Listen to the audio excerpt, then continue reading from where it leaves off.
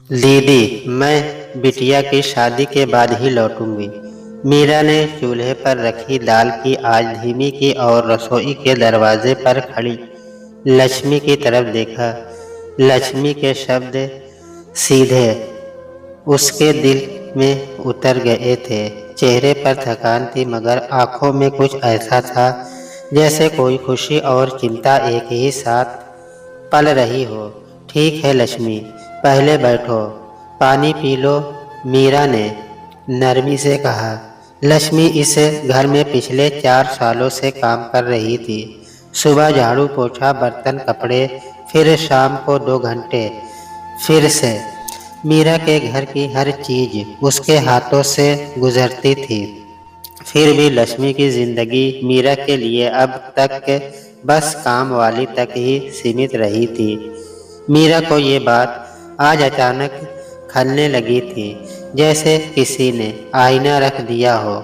मीरा ने धीमे से पूछा, बिटिया की शादी कब है? लक्ष्मी ने अपना पल्लू ठीक किया। अगले महीने की 12 तारीख। घर में सब लगे हैं दीदी, पर पैसा। कहते कहते उसकी आवाज़ टूट गई। मीरा ने देखा लक्ष्मी की हथेलियों पर पुराने कट के निशान थे। उंगलियां की त्वचा कठोर, नाखून टूटे फूटे। एक पल में उसे लगा जैसे ये हाथ उसके घर को चमकाते हुए अपनी जिंदगी की चमक खो बैठे हो। तुमने बताया क्यों नहीं पहले? मीरा के मुंह से निकल गया। लक्ष्मी ने नजरें झुका ली।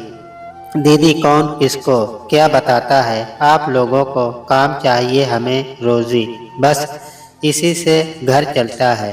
मीरा कुछ पल चुप रही, फिर बोली, तुम्हारी बेटी का नाम क्या है? रानी। लक्ष्मी ने होठों पर एक हल्की सी मुस्कान आई, जैसे बेटी का नाम लेते ही मन को थोड़ी राहत मिल गई हो। बहुत समझदार है दीदी, स्कूल छोड़कर सिलाई सीख रही है। कहती है अम्मा मैं भी हाथ बटाऊंगी। मीरा का गला भर आया। वह अपने कमरे में चली गई। अलमारी खोलकर उसने एक लाल बॉक्स निकाला। कुछ महीने पहले उसने एक डिनर सेट ऑनलाइन ऑर्डर किया था। सोचा था घर की नई सेटिंग में रखूंगी। बॉक्स अब तक बंद पड़ा था। फिर उसे याद आया लक्ष्मी की हर महीने की तनख्वाह से वह खुद ही एडवांस के नाम पर कुछ पैसे काट लेती थी, ताकि साल के अंत में बोनस जैसा दे सके। मगर सच तो ये था कि लक्ष्मी कभी उस बोनस के लिए पूछती ही नहीं थी और मीरा भी अपनी व्यस्तता में याद नहीं रखती थी। उसने एक कागज पर हिसाब लगाया, काटे गए पैसे, कुछ बचत और ऊपर से अपना हिस्सा। मीरा ने एक लिफाफा निकाला, उसमें रकम रखी, फिर अपनी साड़ियों वाली अलमारी में एक गहरी लाल साड़ी निकाली जो उसने बहुत पसंद से खरीदी थी, पर पहनी कभी नहीं। साथ में कुछ जरूरी घरेलू सामान, स्टील के गिलास, एक प्रेशर कुकर की छोटी सीटी, मसाले का एक डिब्बा और रानी के लिए चांदी की छोटी सी बिछिया, जो शायद बहुत मामूली थी मगर प्रतीक की तरह चमकती। वह सब लेकर मीरा रसोई में लौटी। लक्ष्मी, ये पकड़ो। मीरा ने बॉक्स और लिफाफा उसके हाथ में रख दिया। लक्ष्मी जैसे पत्थर की हो गई। दीदी, ये क्या है? मीरा ने बहुत साधारण आवाज में कहा, ये रानी की शादी का थोड़ा सा सामान मेरी तरफ से, और लिफाफे में कुछ मदद। तुम्हें मना करने का हक है, लेकिन मेरे पास देने का भी हक है। आज से नहीं, 4 साल से। लक्ष्मी की उंगलियां बॉक्स पर फिसल गई। वह सिर्फ डिनर सेट नहीं छू रही थी, वह शायद सम्मान छू रही थी। वह भावना जो उसे सालों से किसी ने दी ही नहीं थी। दीदी, ये डिनर सेट।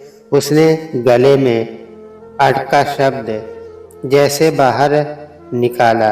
मीरा ने मुस्कुरा दिया। हाँ, तुम्हारी बिटिया के घर में जब मेहमान आए तो उसे लगे कि ये भी उसका घर है, कोई उधार की जिंदगी नहीं। लक्ष्मी आंखों में आंसू झिलमिला आए। दीदी, मैं क्या कहूँ? मीरा ने हाथ जोड़कर नहीं बल्कि हाथ पकड़कर कहा, बस खुश रहो और रानी को कहना अपना आत्मसम्मान कभी मत खोना। लक्ष्मी उठी तो उसका शरीर झुक रहा था, मगर चेहरा जैसे पहली बार सीधा हो गया हो। जाते जाते उसने कहा, दीदी, मैं ये सब लौटाऊंगी धीरे धीरे। मेरी बेटी मीरा ने बात काट दी। लौटाना नहीं है लक्ष्मी, ये कर्ज नहीं शगुन है। लक्ष्मी चली गई। दरवाजा बंद हुआ तो मीरा को एक अजीब खालीपन लगा। उसने सोचा, इतने साल और मुझे कभी पता ही नहीं चला कि लक्ष्मी के घर में क्या चल रहा है। अगली सुबह मीरा ने अपने पति नितिन से बात की। नितिन ऑफिस जाने की जल्दी में था, मगर मीरा ने उसे रोक दिया। नितिन, हमें एक बात बदलनी होगी। क्या? नितिन ने घड़ी देखते हुए पूछा। हम जिस घर में रहते हैं वो सिर्फ हमारा नहीं है। यहाँ रोज जिन लोगों के हाथ लगते हैं उनकी जिंदगी भी हमारी वजह से चलती है। हम उन्हें सिर्फ काम न समझे, इंसान समझे। नितिन ने कुछ पल मीरा की आंखों में देखा। शायद उसने पहली बार मीरा के भीतर की बेचैनी महसूस की। तुमने लक्ष्मी को कुछ दिया? हाँ, रानी की शादी के लिए। नितिन ने सांस छोड़ी। अच्छा किया। और क्या करना चाहती हो? मीरा ने कहा, मैं चाहती हूँ कि हर महीने लक्ष्मी की तनख्वाह के साथ हम उसे एक छोटा सा शिक्षा फंड दें, रानी या उसके छोटे भाई की पढ़ाई के लिए, और उसे ये एहसास न हो कि वो मांग रही है, यह उसका अधिकार लगे। नितिन ने सिर हिलाया। ठीक है, तुम जैसा तय करो। मीरा को राहत मिली, मगर कहानी यही खत्म नहीं हुई। कुछ हफ्ते बाद मीरा को एक फोन आया। अनजान नंबर। उधर से एक घबराई हुई आवाज, दीदी, मैं रानी बोल रही हूँ, लक्ष्मी की बेटी। मीरा चौंकी। हाँ बेटा, बोलो। सब ठीक है दीदी, शादी टूट गई। रानी का गला भर आया। लड़के वाले ने कहा, दहेज कम है। अम्मा चुपचाप बैठी है, कुछ बोल नहीं रही। बस आपको बताना चाहती थी क्योंकि जो डिनर सेट आपने दिया वो मेरे लिए पहली बार था कि किसी ने बिना मांगे कुछ दिया। मीरा के हाथ से फोन कसकर पकड़ लिया गया। भीतर से गुस्सा उठा। दहेज के नाम पर आज भी किसी लड़की का जीवन तोड़ देना। रानी सुनो, तुम रो मत। मीरा ने खुद को संभालते हुए कहा, मैं अभी आती हूँ, अपने घर का पता भेजो। मीरा ने नितिन को सब बताया। नितिन ने बिना एक सवाल किए कार निकाली। दोनों सीधे लक्ष्मी के घर पहुँचे। एक छोटे से कमरे में भीड़, रिश्तेदारों की फुसफुसाहट और लक्ष्मी का चेहरा जैसे बुझा हुआ दीपक। मीरा अंदर आई तो लक्ष्मी उठकर खड़ी हो गई। दीदी, आप क्यों आई? मेरा तो भाग्य ही खराब है। मीरा ने उसका हाथ पकड़कर कहा, भाग्य नहीं लक्ष्मी, समाज की सोच खराब है। और रानी, तुम मेरी तरफ देखो। रानी लाल जोड़े में नहीं थी, वह साधारण कपड़ों में थी, पर आंखों में आग और आंसू दोनों थे। मीरा ने कहा, यह शादी अगर दहेज के कारण टूट रही है तो टूट जाने दो। तुम्हारा जीवन किसी कीमत पर नहीं बिकेगा। लक्ष्मी के रिश्तेदारों में से एक बोला, बहन जी, बात आसान नहीं है, लड़की बैठ जाएगी। मीरा ने शांत मगर ठोस आवाज में कहा, लड़की बैठती नहीं, बैठाई जाती है। आज अगर ये लोग कम कहकर छोड़ रहे हैं, कल को और मांगेंगे और फिर रानी की जिंदगी नर्क होगी। नितिन भी आगे आया, हम मदद करेंगे लेकिन दहेज के लिए नहीं, रानी की पढ़ाई और उसके पैरों पर खड़े होने के लिए। लक्ष्मी रोने लगी, दीदी मैं क्या करूं, लोग क्या कहेंगे। मीरा ने धीरे से कहा, लोगों की बातों से घर नहीं चलता लक्ष्मी, बेटी की सासों से चलता है। उस दिन मीरा ने रानी को अपने साथ बैठाकर बात की। पता चला रानी सिलाई में बहुत अच्छी थी और डिजाइन भी समझती थी। मीरा ने वही तय किया, रानी को एक अच्छे ट्रेनिंग सेंटर में एडमिशन दिलवाएगी और लक्ष्मी के घर का किराया भी अगले 6 महीने मीरा और नितिन संभालेंगे, ताकि लक्ष्मी बिना डर के बेटी के साथ खड़ी रह सके।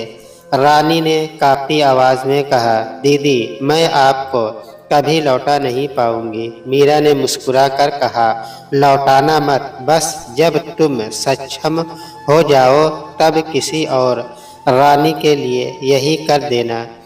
समय बीतता, रानी का चेहरा बदलने लगा, आंखों में डर कम और आत्मविश्वास ज़्यादा। उसने ऑनलाइन ऑर्डर लेना शुरू किया, ब्लाउज, कुर्ती, बच्चों के कपड़े। मीरा ने अपनी सोसाइटी में उसके काम की तारीफ की। धीरे धीरे ऑर्डर बढ़े। लक्ष्मी के घर में पहली बार महीने बाद हंसी लौटी। एक दिन रानी ने मीरा को बुलाया। छोटे से कमरे के कोने में उसने अपने हाथों से सिला हुआ एक लाल दुपट्टा रखा था।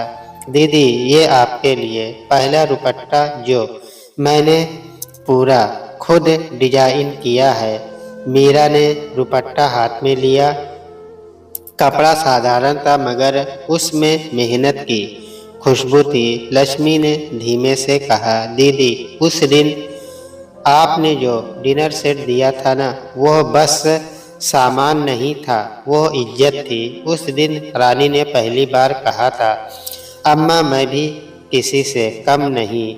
मीरा की आंखें भीग गई। उसने महसूस किया, कभी कभी किसी की जिंदगी में बदलाव लाने के लिए बहुत बड़ा धन नहीं चाहिए होता, बस किसी के कंधे पर रखा एक भरोसे का हाथ चाहिए होता है। रानी ने मुस्कुराकर कहा, दीदी अब मेरी शादी का डर नहीं है। शादी होगी तो ऐसे घर में होगी जहां मुझे चीज़ों से नहीं, मेरे हुनर और मेरे मन से पहचाना जाएगा। मीरा ने उसके सिर पर हाथ रखा, बस यही चाहिए था। उस शाम घर लौटते हुए मीरा ने नितिन से कहा, आज समझ आया, खुशियाँ किसी बड़े फंक्शन से नहीं, किसी के चेहरे पर मुस्कान लाने से मिलती है।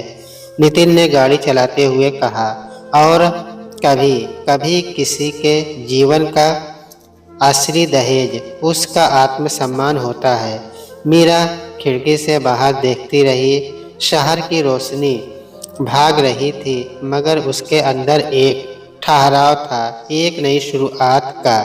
उसने मन ही मन तय किया, अब वह आसपास के लोगों को काम नहीं कहानी समझेगी, क्योंकि हर इंसान के पास एक कहानी होती है और कभी कभी हमारी छोटी सी मदद किसी की कहानी को टूटने से बचा लेती है।